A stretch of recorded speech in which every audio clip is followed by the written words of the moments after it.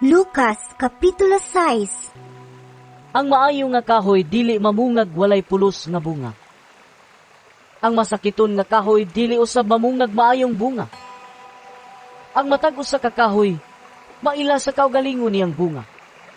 Dili ka makapupo og igos gikan sa sampinit, o ubas gikan sa kadyapa.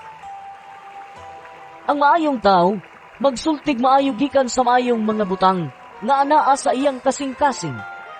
Apan ang tao nga dautan magbuhat og dautan gikan sa mangilad nga mga butang nga anaa sa iyang kasing-kasing. Kay kun unsa ang anaa sa kasing-kasing sa tao, mausab ang iyang isulti.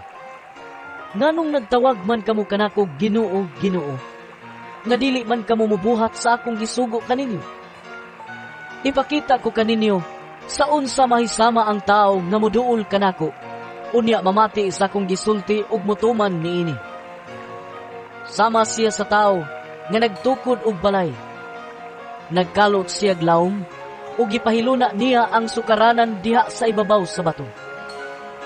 Sa dihang mibaha ang suba ug mihasmag niining balaya, wala kini matayog kay maayo man ang pagkatukod. Apan ang tao nga namati sa akong gisulti ug dili mutuman niini, mahisama sa usa ka tawo nga nagtukod og balay diha sa yuta nga wala niya butangig sukaranan.